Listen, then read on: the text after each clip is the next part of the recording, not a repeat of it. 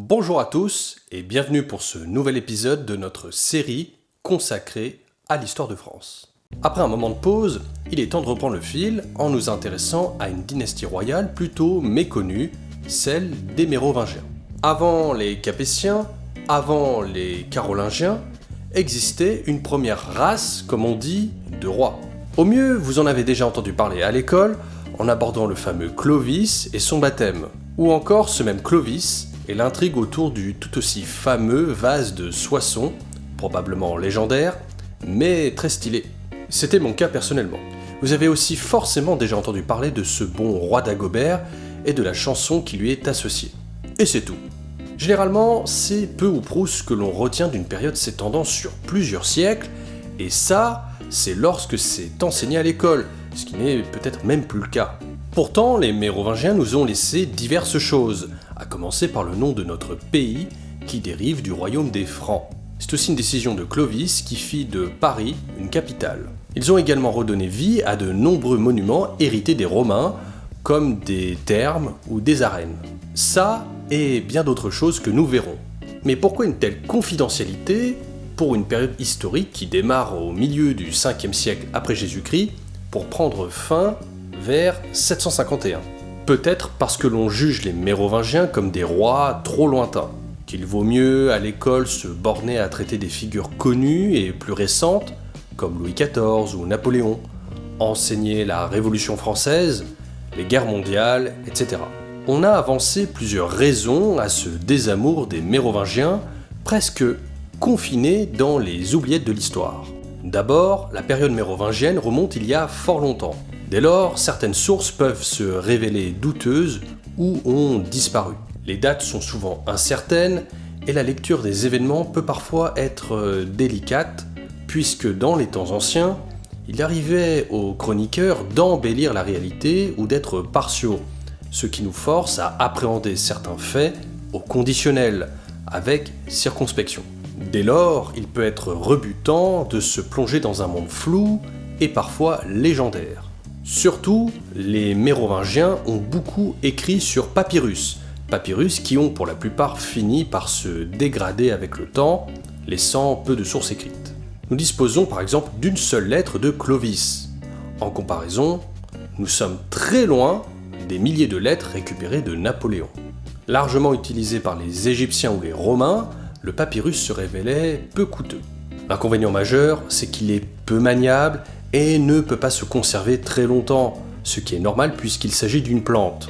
Il existe bien quelques écrits sur marbre ayant laissé des traces, mais la production n'est pas suffisante à elle seule pour nous permettre de retracer avec précision toute l'époque mérovingienne.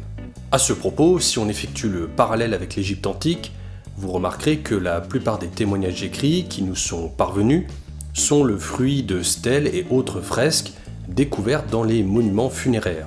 Des papyrus conservés, il y en a, comme le célèbre papyrus Hébers, mais pas beaucoup au regard de cette immense civilisation égyptienne. Cette perte d'une partie de la documentation mérovingienne donne ainsi l'impression d'avoir affaire à une époque obscure, où globalement il ne se passait rien, en comparaison des dynasties ultérieures. Les Mérovingiens ont beaucoup produit, plus que les Carolingiens d'ailleurs, mais c'est une fraction dérisoire qui nous est parvenue. Le personnel religieux de l'époque mérovingienne a permis la conservation de nombreux textes antiques d'auteurs païens, en les recopiant. C'est pourquoi nous disposons malgré tout de papyrus rescapés, ça et là, qui complètent les sources extérieures au monde mérovingien. La trace écrite des documents se fit plus présente sur la fin de la période, lorsque les auteurs se mirent à écrire sur parchemin à partir des années 650. Cette pratique se généralisera en Occident durant le 7e siècle.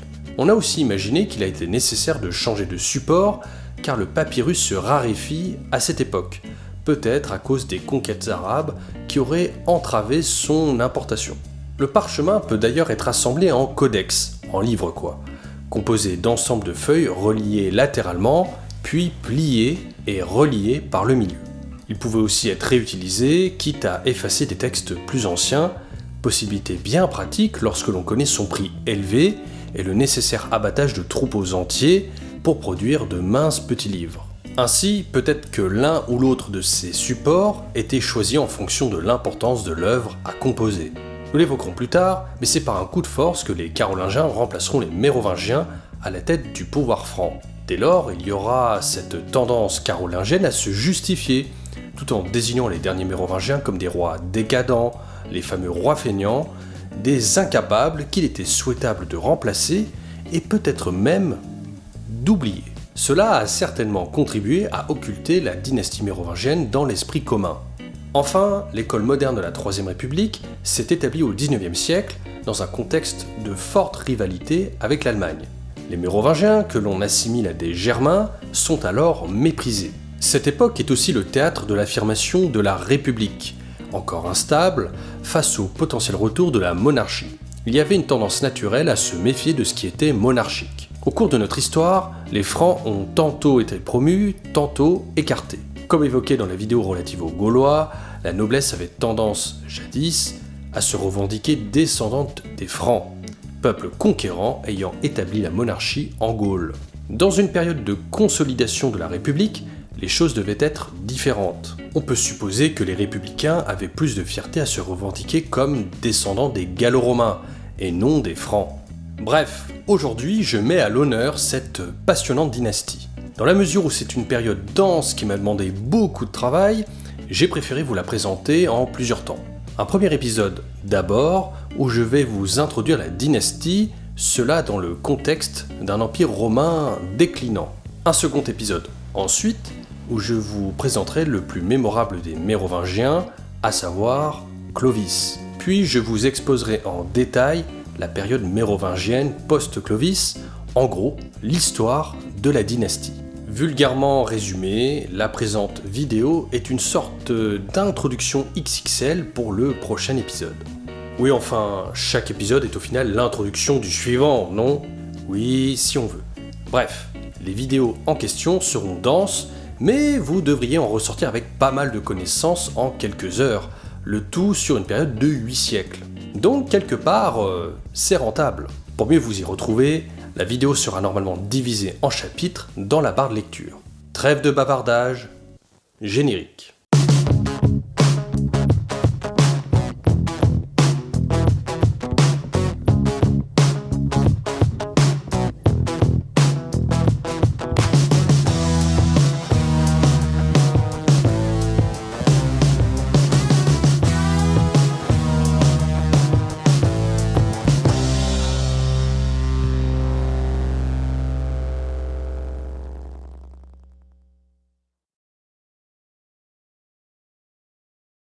Plusieurs siècles se sont écoulés entre la fin de la vidéo précédente et le début de la période qui nous intéresse aujourd'hui.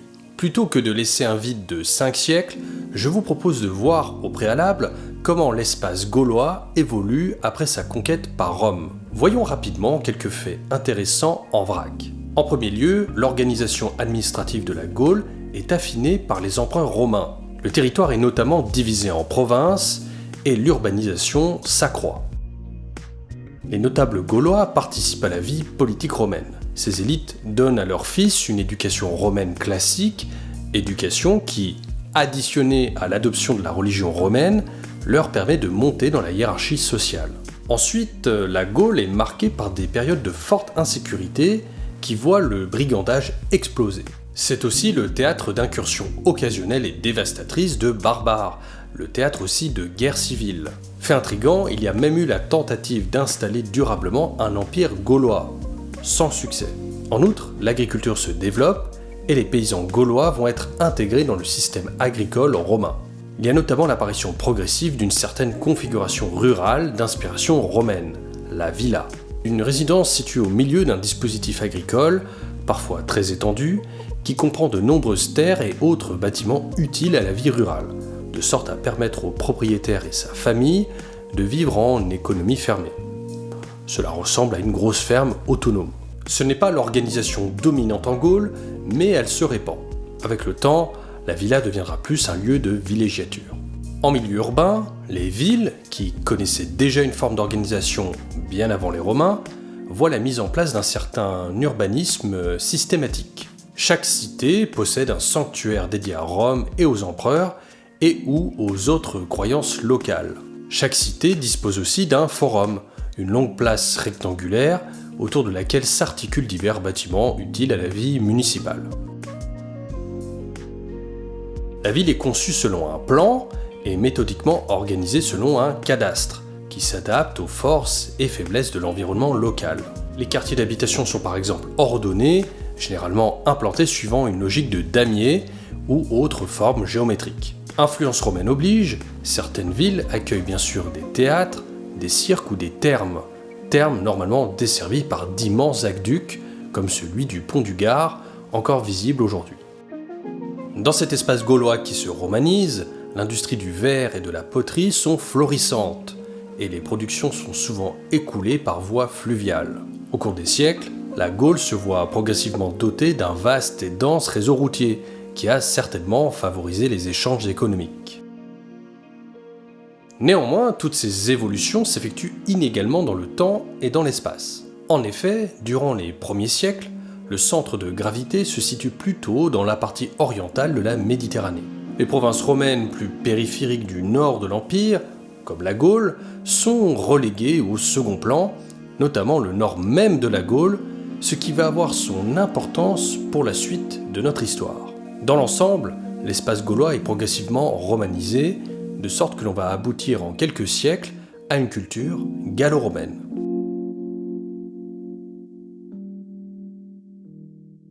Les Mérovingiens s'inscrivent dans ce que l'on appelle le monde romain tardif, un monde romain qui est sur le déclin.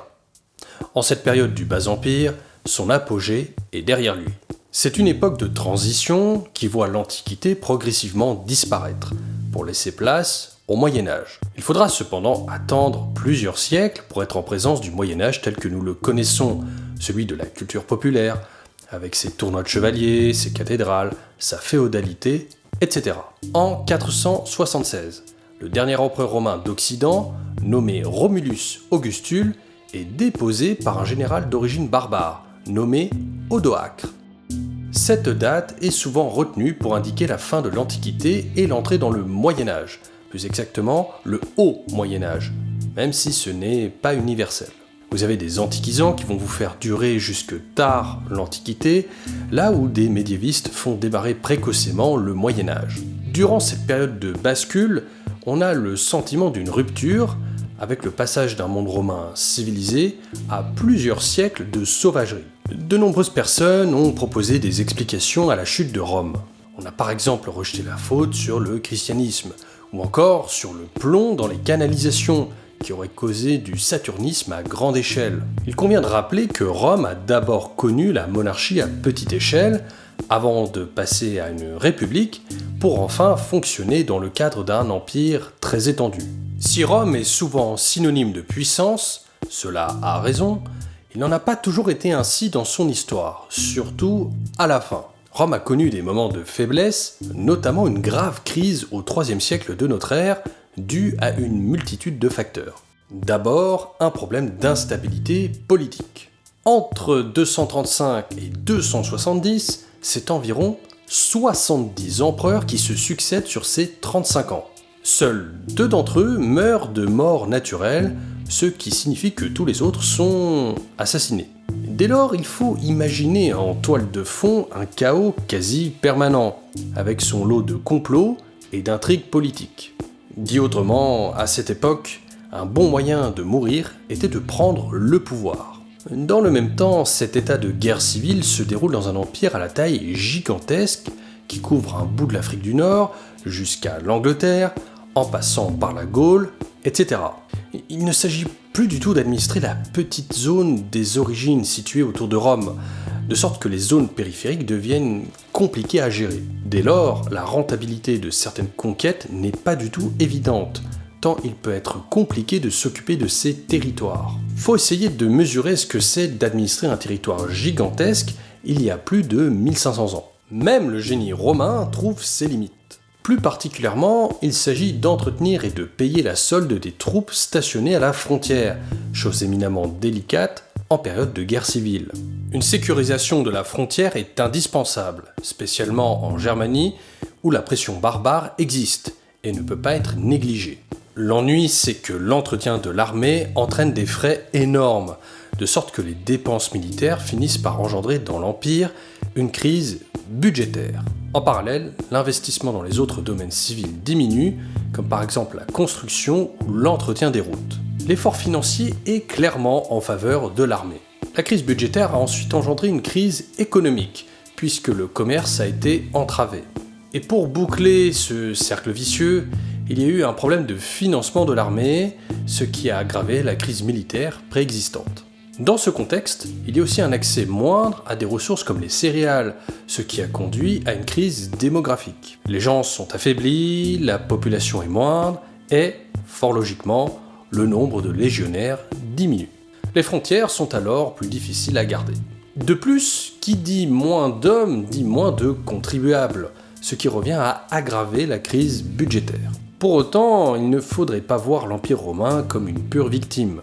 Il faut rappeler qu'il est arrivé aux Romains de mener des pillages au-delà des frontières afin de collecter de l'or et des esclaves, ce qui a pu faire naître une rancœur chez les populations concernées. Lorsque les Romains, du fait de tous les problèmes évoqués, n'ont pu poursuivre ces prélèvements à l'étranger, le coût de l'esclave a significativement augmenté. Cela a posé un grand problème aux différents acteurs économiques, qui s'enrichissaient grâce à cette main-d'œuvre très bon marché. Des villas ont particulièrement été touchées, ce qui a fait baisser la production de céréales.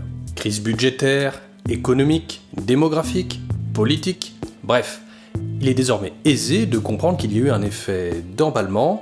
C'est une crise qui s'est généralisée dans un monde romain devenu sclérosé. Au IIIe siècle, les Romains vont massivement dévaluer leur monnaie. Autrement dit, cette monnaie vaut moins qu'avant. Ils multiplient alors les émissions monétaires, ce qui revient à dire qu'ils créent plus de monnaie. La crise économique va alors empirer. L'autre tactique a été d'augmenter les impôts. Oui, déjà à l'époque. Sauf que la pression fiscale a fait fuir une partie de la population. Certains ont même gonflé les rangs des barbares ennemis, augmentant corrélativement la crise militaire à l'origine de notre cercle vicieux. C'était devenu sans fin. Les Romains vont aussi essayer de faire des coupes budgétaires. Il s'agit alors de délaisser les garnisons militaires des secteurs moins chauds, moins sensibles de l'Empire, comme le nord de la Gaule. D'ailleurs, on considère aujourd'hui qu'en affrontant au IIIe siècle les Sassanides de l'Empire perse, Rome a privilégié la défense de sa frontière orientale, en dégarnissant sa frontière au niveau du Rhin et du Danube. L'un dans l'autre, il faut rediriger les efforts. Cette option se révèle mauvaise, puisque les barbares en profitent pour effectuer de réelles incursions en territoire romain. Ils pillent et s'en vont, un peu comme les Romains jadis. Mais qui sont ces fameux barbares ? Pour les Romains et les Grecs, ce sont grosso modo les gens peu raffinés qui ne parlent pas grec ou latin, généralement situés en dehors de leurs frontières. J'ai un peu plus développé cette vision dans l'épisode consacré aux Gaulois. Le barbare, c'est celui de l'extérieur, mais plus celui qui est installé dans l'Empire, car il se romanise. C'est une notion qui va évoluer. Sous le pape Grégoire le Grand, on considère que le barbare est celui qui n'a pas encore adopté le christianisme. Au final, les brèches territoriales sont comblées à la fin du IIIe siècle. Mais le mal est fait, puisque l'on a pu constater que l'Empire romain pouvait être frappé d'une grande infirmité. Le ver est dans le fruit. Dans les années 280, des empereurs dynamiques et compétents parviennent à inverser la tendance, notamment Dioclétien. Il va agir au niveau de l'impôt en impulsant une grande réforme fiscale. Il met en place un impôt foncier qui exige que tous les propriétaires paient un lourd impôt. C'est le grand propriétaire au niveau local qui est en charge du recouvrement auprès des plus petits paysans. Cela préfigure le système connu au Moyen-Âge des serfs chapeautés par un seigneur. J'ajoute que c'est au IVe siècle que le christianisme se répand significativement dans tout l'Empire, pour s'y installer durablement. À partir de 303, Dioclétien persécute les chrétiens de manière sanglante, cela pendant plusieurs années. Mais l'empereur Constantin, qui lui succède durant le premier quart du siècle, va lui œuvrer en faveur des chrétiens, au point de leur demander de se rassembler en concile pour préciser les dogmes de leur foi. Ce sera le concile de Nicée de l'an 325. Nous reparlerons probablement de ce concile. En ce IVe siècle, Constantin va essayer de régler le problème monétaire, à une époque où la monnaie ne vaut plus rien. puisqu'on rappelle qu'elle a été dévaluée. Il impose que la monnaie soit en or pour lui donner plus de valeur. Une fois converti au christianisme, ce qui n'est pas du tout anodin, Constantin s'emploie à confisquer tous les trésors de métaux précieux des temples païens pour débloquer une grande quantité d'or et ainsi confectionner la nouvelle monnaie. Avec cet or, il va ensuite embaucher en masse des mercenaires puisque l'élite romaine se détourne progressivement du métier des armes, alors même que l'armée prend encore plus d'importance politique. L'empereur Théodose va par exemple prendre un édit pour que ceux qui se coupent le pouce pour échapper au service militaire ne soient pas brûlés vifs, mais incorporés de force dans l'armée, en ne comptant que pour un demi-soldat. Petit à petit, l'Empire va en quelque sorte sous-traiter à des barbares la protection de certaines frontières sensibles, notamment des barbares venus du nord-nord-est, comme des Germains, frontières qui avaient justement été délaissées. Rappelez-vous, selon la théorie des climats, plus un combattant habite au nord, plus il est réputé puissant. Cette croyance antique part du principe que le rude climat du nord concentre le sang dans le corps, permettant ainsi une grande vigueur au combat. En revanche, cela atrophierait le cerveau, ce qui rendrait idiots les individus. D'où l'un des clichés véhiculés au sujet des barbares, consistant à faire d'eux des bourrins décérébrés. Cela peut faire sourire, mais nous parlons de croyances très anciennes, à une époque reculée, où nous n'avons pas les connaissances actuelles en médecine. Il est alors tout à fait plausible que les Romains aient voulu recruter en priorité des gens du Nord, comme des Germains, sur la base de cette théorie, pour disposer de solides gaillards. C'est d'ailleurs dans les pays du Nord que l'on trouve les plus gros trésors d'or, puisqu'après leur service militaire, les guerriers rentraient chez eux avec leur solde. La chose surprenante, c'est que ces guerriers rapatriaient l'or dans leur contrée d'origine, alors même que leur économie était non monétarisée. Autrement dit, l'or n'était pas utilisé, il n'avait pas la fonction traditionnelle qu'on lui attache. C'était un bien avec lequel on se faisait enterrer. Pour finir, Constantin va initier une politique d'immigration de barbares dans l'Empire romain. L'idée, c'est d'avoir des mercenaires à plein temps. Au départ, il s'agit de groupes vaincus, auxquels on donne une portion peu peuplée du territoire, notamment au nord de la Gaule. Cette politique va monter en puissance en faisant venir des peuples entiers. Il ne s'agit donc pas d'invasion barbare, mais bien de migration contrôlée par l'État romain, pour peupler l'Empire et le faire fonctionner. À l'époque, on aurait parlé d'immigration choisie, si j'ose dire. On a aussi avancé que les barbares auraient été poussés à venir s'abriter en zone romaine sous la pression exercée par les guerriers huns d'Attila. Toujours est-il que pendant une période d'environ 100 ans, couvrant le IVe siècle, l'Empire romain est préservé des raids barbares, même si cela représente un coût à ne pas négliger. L'énorme crise générale évoquée plus tôt finit par se résoudre, mais il y a des conséquences. La société est devenue plus violente et les villes se sont fortifiées. Les notables prennent plus de pouvoir et les empereurs résident beaucoup moins à Rome, qui perd d'ailleurs son statut de capitale au IIIe siècle. Les empereurs seront plus souvent sur les frontières. Vont alors se développer des capitales en différents points de l'Empire. Un empire devenu si massif, avec des empereurs mobiles, qui va rendre pertinent le fait de le scinder en deux. Émerge ainsi au IVe siècle, d'une part l'Empire romain d'Occident, d'autre part l'Empire romain d'Orient. Autre changement notable, l'armée romaine, qui fut l'instrument essentiel des conquêtes, voit sa composition changer. Petit à petit, l'on passe d'une grande majorité de Romains à une grande majorité de barbares, surtout dans l'état-major. Des portions de territoire sont confiées aux bons soins de ces généraux, jugés compétents, notamment en Gaule. Ils vont progressivement basculer dans une très forte autonomie, pour ne pas dire indépendance, au point de devenir des rois. Les élites romaines et barbares vont aussi pouvoir se mélanger grâce au mariage. Les barbares sont si intégrés que certains d'entre eux accèdent à la dignité impériale, en s'inscrivant symboliquement dans l'histoire de Rome. Nous avons donc affaire à des barbares qui peuvent légitimement se sentir profondément romains. Au final, lorsque Romulus Augustule accède au trône impérial, dans les années 470, une grande part de l'Empire romain d'Occident est déjà distribuée aux barbares. Dit autrement, l'Empire paraît grand, parce que les barbares sont censés être des associés, mais dans les faits, la zone où les Romains ont une emprise directe est fort réduite. Si l'événement de la déposition de Romulus par Odoacre peut paraître impressionnante, il faut la relativiser. L'empereur, qui n'est qu'un adolescent, n'est pas un pur romain. Son père, nommé Oreste, était le secrétaire particulier d'Attila, le fameux envahisseur. A l'inverse, Odoacre, lui, ne peut être considéré comme un pur barbare, puisque cela fait plusieurs générations que sa famille vit dans l'Empire. Il s'habille comme un Romain, ce qui est logique, puisque c'est un patricien, un noble. C'est une personne respectée qui assume une importante fonction dans l'armée romaine. Lorsqu'il dépose l'empereur, qu'il le destitue, Odoacre envoie les insignes impériaux de l'Empire d'Occident, tels que le sceptre ou la boule, qui représente le pouvoir, et les envoie à Constantinople, où siège l'empereur romain d'Orient. Et les chroniqueurs de l'époque parlent peu de cet événement. L'Empire romain semble toujours bel et bien exister, mais au travers de la partie orientale. L'Empire est unique, dirigé depuis Constantinople, et la partie occidentale est gérée par des barbares, qui restent fidèles à l'empereur. Ils emploient une monnaie frappée à l'effigie de l'Empire romain, signe qu'ils ne se sentent pas complètement indépendants. Ainsi, à la lumière de tout ce qui vient d'être relaté, on pourrait largement nuancer le fait qu'il y ait eu des invasions barbares. En tout cas, on ne peut pas voir cela comme un phénomène d'ampleur, avec une agression extérieure de gens purement étrangers à l'Empire, des sauvages hirsutes venus tout saccager.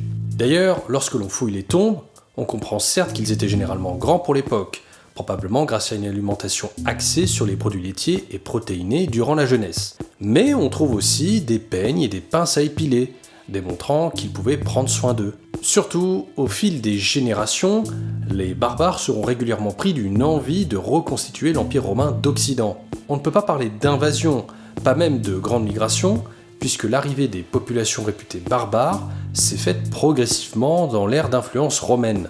Lorsqu'ils arrivent en Gaule, ils sont nombreux, mais facilement dissous dans les millions d'habitants déjà présents. Et les choses sont subtiles, puisque les armées barbares, comme les armées romaines, ne sont pas homogènes ethniquement. Différents peuples servent dans l'armée romaine déjà en place, là où les barbares agrègent dans leur sillage diverses populations. Il n'est même pas certain que les barbares se soient eux-mêmes sentis membres d'un groupe ethnique en particulier. Mais alors, d'où vient cette légende tenace des barbares qui déferlent sur l'Empire pour tout détruire? Peut-être du souvenir des groupes qui ont effectivement pillé, comme les Huns précédemment évoqués. Lorsque les populations pénètrent l'Empire, sur invitation ou pour voler, surtout, il est nécessaire de nourrir les troupes, certes, mais aussi de pourvoir aux besoins élémentaires des femmes et des enfants qui les suivent. D'autant que les barbares ont une conception différente de l'honneur, puisque cela consiste souvent à accumuler des biens précieux et à les montrer. Certains diraient d'eux qu'ils étaient bling-bling. Des auteurs ont diffusé une lecture contrastée des barbares. Tantôt ils peuvent être perçus comme une malédiction, car ce sont des sanguinaires indécents qui viennent perturber le glorieux, noble et raffiné Empire romain.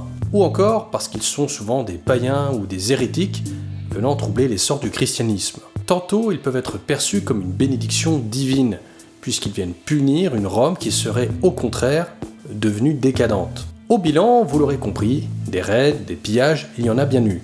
Le mot vandalisme vient par exemple du peuple barbare des Vandales, mais pas au point d'avoir de multiples déferlants de millions de barbares parfaitement unis qui rasent l'Empire en quelques mois.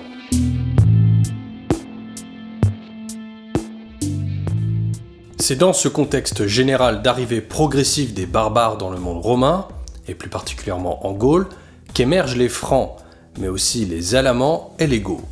Ce sont donc des groupes barbares au départ.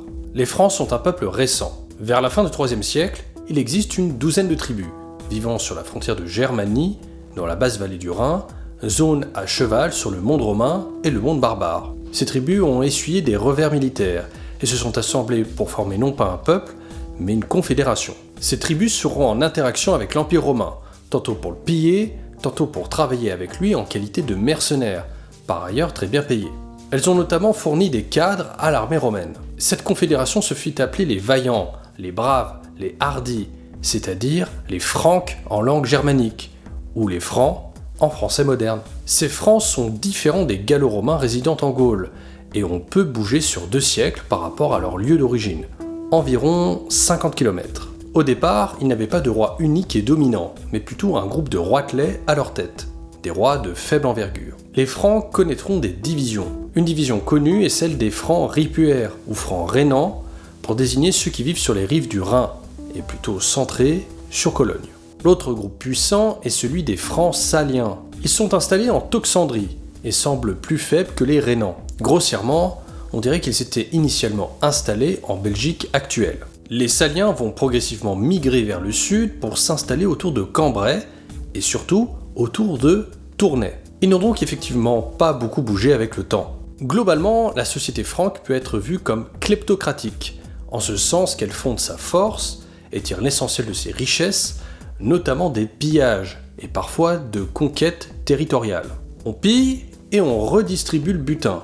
Ce point est important à mémoriser, vous le comprendrez plus tard. L'idée que le pillage fonde l'autorité du roi perdurera pendant longtemps. L'autre alternative pour s'enrichir, c'est d'exiger le paiement d'un tribut. Parallèlement à l'apparition des Francs, émerge une autre confédération dans la région du Rhin et du Danube, celle des Alamans. C'est donc une époque de coopération entre tribus. Les Francs sont alors eux aussi en interaction avec les Romains. On l'a dit, tantôt ils travaillent pour eux, en leur prêtant leur force militaire, tantôt ils les affrontent et les pillent. Les Francs ont pu être désunis, en ce sens qu'ils n'agissaient pas nécessairement de manière concertée. Certains s'associaient aux Romains, quand d'autres les pillaient. Ceux qui travaillaient pour l'Empire étaient appelés des fédérés, cela dans le cadre d'un accord nommé Fedus. Ils participent ainsi au système de défense de l'Empire, au point d'atteindre parfois les plus hautes dignités impériales. Ils s'inscrivaient dans le contexte où les Romains étaient de moins en moins riches. Plutôt que de payer des légions, les Romains préféraient s'attacher les services de barbares fédérés, pour défendre leurs frontières contre d'autres barbares. Vous vous en rappelez. À ce titre, les fédérés se voient allouer des terres, en échange d'une obéissance théorique aux Romains.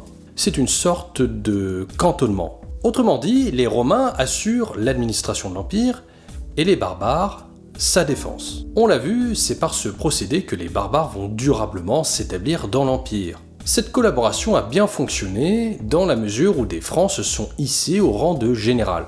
Les généraux étant les véritables dirigeants de cet empire agonisant, il faut comprendre que certains Francs ont pu jouer un rôle de premier plan dans celui-ci.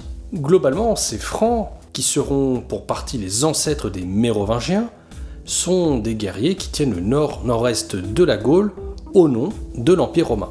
Au 5e siècle, ils ne parlaient pas tous la même langue, mais des dialectes germaniques. En s'implantant plus au sud, dans l'Empire romain, ils ont nécessairement dû s'essayer au bilinguisme pour parler la langue locale. À partir des années 450, l'Empire romain existe toujours, mais sur le terrain gallo-romain, ce sont essentiellement les fédérés qui dominent. Certains refuseront de rétrocéder les territoires qui leur avaient été attribués, territoires qui prendront leur indépendance. La nature ayant horreur du vide, on va alors assister à une inflation de royaumes barbares sur les ruines de l'Empire romain. Bien installés, les nobles germains adopteront petit à petit un mode de vie inspiré de leurs homologues romains, en s'appuyant sur les autorités locales préexistantes. En effet, ils vont davantage tirer leur richesse de la terre en s'installant progressivement comme grands propriétaires fonciers, délaissant alors la pratique du pillage. C'est durant ce 5e siècle que nous trouvons la trace des premiers Mérovingiens connus. Précision faite que nous ne connaissons pas l'identité du tout premier d'entre eux. Ces Francs-là seront les seuls romano-barbares à s'inscrire dans la durée. Les Mérovingiens parviendront à bâtir un très grand territoire. D'ailleurs, il convient de distinguer chez les Francs ceux qui sont authentiquement Francs d'origine de ceux qui se rattachent à eux. Autrement dit, avec le temps, les Francs au sens large ne seront pas uniquement composés de personnages d'origine franque. Avec les succès, les Francs vont devenir attractifs et inspirants. Il semblerait d'ailleurs que le mélange en Gaule entre Francs et Gallo-Romains se soit fait pacifiquement. Bien sûr, l'étendue des territoires conquis n'est pas à regarder avec nos yeux modernes. Jadis, des zones plus petites que la France actuelle étaient déjà vues comme d'amples possessions, et l'Empire romain était une immense exception. L'observateur byzantin Agathias nous dit au VIe siècle que les rois francs avaient pour coutume de porter les cheveux longs. On raconte que leur pouvoir résiderait dans leur chevelure, à tel point que les Mérovingiens ont utilisé leurs cheveux pour signer leurs documents administratifs. Lorsqu'ils apposaient leur sceau en cire sur ces documents, ils y déposaient quelques-uns de leurs cheveux. Était-ce justement une façon d'exprimer leur pouvoir ? Nul ne peut le dire avec certitude, mais ils semblaient croire en leur propre pouvoir capillaire. Dès lors, on peut conjecturer qu'un roi sans cheveux ne peut plus gouverner, dans la mesure où il ne peut plus faire d'actes administratifs. Alors, d'où vient ce nom de Mérovingien ? Les traces archéologiques des Mérovingiens sont discrètes. Les Francs sont mal connus jusqu'à Childéric et son fils Clovis. Le problème du qualificatif mérovingien est qu'il renvoie à un personnage dont on n'est pas du tout sûr qu'il a existé. Un certain Mérové, à la naissance légendaire. On ne sait quasiment rien sur lui. Ce serait le grand-père de Clovis, prétendument né du contact entre une femme et une bête marine fabuleuse, semble-t-il mi-poisson, mi-taureau à 5 cornes, ce que signifie d'ailleurs Kinotaure. C'est sur cette image que je vous laisse momentanément vous faire votre propre idée sur la nature de ce contact. Les Mérovingiens auraient inventé un ancêtre grandiose ou horrible, c'est selon, comme pour valoriser leur lignée, un peu à la manière de Jules César, qui disait descendre de la déesse Vénus. C'est d'ailleurs un problème chez les Mérovingiens, il y a différents sujets qui nous invitent à la prudence, car mal documentés. Pour l'auteur Grégoire de Tours, historien des Mérovingiens, les Francs, jusqu'à Childéric inclus, étaient des païens débauchés, Childéric étant lui, je cite, « dépravé et d'une luxure sans borne ». Donc ces barbares n'ont peut-être pas rasé l'Empire romain, mais ils n'étaient peut-être pas non plus particulièrement fréquentables. En réalité, les Francs savaient peu de choses au sujet de leur propre origine. Le premier roi historiquement avéré est ainsi le fameux Childéric. Sa vie reste obscure, mais on connaît au moins sa sépulture située du côté de Tournai, dans l'actuelle Belgique. L'emplacement est d'ailleurs logique, puisque c'était un des Francs saliens, ceux-là même qui s'étaient implantés dans le secteur, quelque temps plus tôt.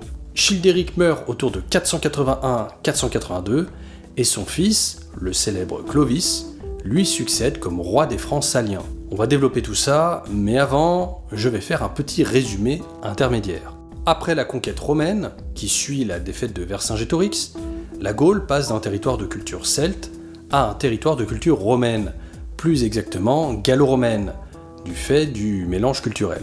Sur la fin de l'Empire, les Romains connaissent crise sur crise. Ils ont notamment besoin de sous-traiter la défense d'une partie de leurs frontières à des barbares, des étrangers qui vivent dans le voisinage de leur empire. Ces barbares, sortes de douaniers de l'Antiquité tardive, regroupent tout un tas de peuples. Ils vont finir par s'établir durablement un peu partout dans l'Empire et se romaniser eux aussi. Parmi ces barbares établis, il y a au nord-nord-est de la Gaule les Francs. Parmi ces Francs, il y a deux groupes dominants, les Rhénans, plutôt situés sur le Rhin, et les Saliens, originaires de Belgique actuelle, établis du côté de Tournai. Les Saliens finiront par doucement migrer vers le sud, et figurent au compte de ces Saliens divers clans dont un d'entre eux sont les Mérovingiens. Pour simplifier, les Mérovingiens sont une famille de guerriers francs-saliens. Le premier chef connu des Mérovingiens, celui dont on a une trace historique en premier lieu, c'est Childéric, personnage important que je vous propose de découvrir pour terminer cet épisode.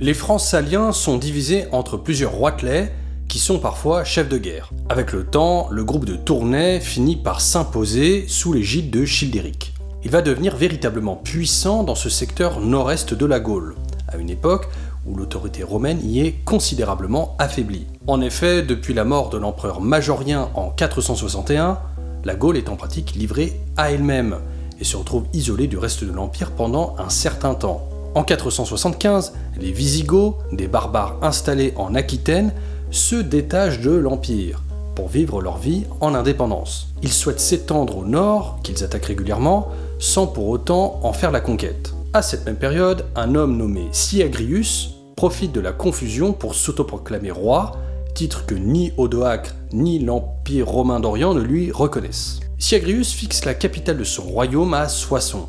Sauf que non loin de là se situe l'aire d'influence de Childéric que Syagrius tente de minorer. Il semblerait que Syagrius soit de connivence avec les Visigoths pour contenir l'expansion franque. Bien des années auparavant, vers le milieu du 5e siècle, Childéric a quant à lui reçu du pouvoir romain l'autorité sur une province de l'Empire, à savoir la Belgique seconde. Ce territoire est né en 297 du découpage de la Belgique originelle en 3 ensembles. Tournai fait alors office de capitale. Il dispose d'un pouvoir militaire, mais peut-être pas d'une autorité civile. En tout cas, pas au début, semble-t-il. Au final, il deviendra un authentique dirigeant, dans la mesure où quelques années plus tard, l'évêque Rémi écrira à son fils Clovis, en ces termes que je cite. Une grande rumeur nous est parvenue. Vous avez pris l'administration de la seconde Belgique. Cela n'est pas nouveau, car tu auras commencé par être ce que tes parents ont toujours été. Peut-être que par administration, il faut comprendre quelque chose de large, englobant les aspects civils et pas seulement militaires. Peut-être qu'il faut aussi comprendre que Childéric ne dirige pas de royaume et qu'il est un simple administrateur, même si c'est déjà beaucoup. Toujours est-il que face à Syagrius, Childéric renouvelle sa fidélité à Rome. Il fait confirmer son autorité par Odoacre, ce qui lui vaut le soutien des Gallo-Romains du secteur. Childéric est donc le relais du pouvoir impérial, mettant son armée au service de l'Empire, contre d'autres barbares. Les Mérovingiens sont les protecteurs de l'ordre établi. Childéric meurt autour de l'année 481. Sa tombe, découverte à Tournai le 27 mai 1653, comporte divers objets, confirmant le fait qu'il était un personnage très important de l'Empire romain. On y trouve un anneau sigillaire portant la mention « roi Childéric », ce qui pourrait attester qu'il était au moins roi pour les francs saliens de Tournai. Surtout, l'anneau, qui est en fait une chevalière, pouvant servir à marquer des documents, représente Childéric les cheveux longs, avec une lance, et le manteau pourpre typique des généraux romains. Il a donc très bien pu être simultanément un administrateur, un général aux yeux des Romains, et un roi aux yeux des Francs.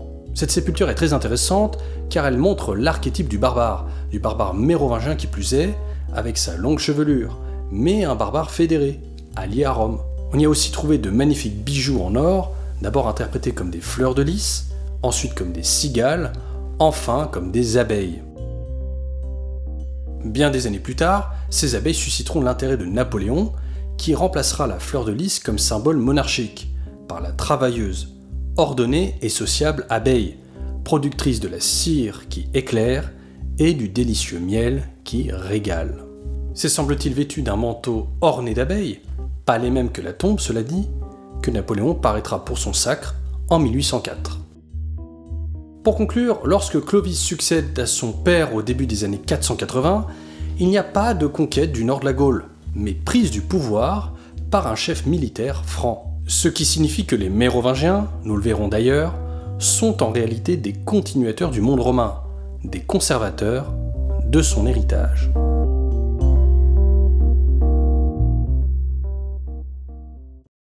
Ça y est, cet épisode est terminé, j'espère que vous l'aurez apprécié.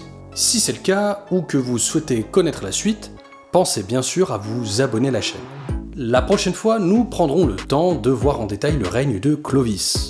Légendaire ? Pas sûr. Nous verrons bien. D'ici là, prenez soin de vous, et à bientôt.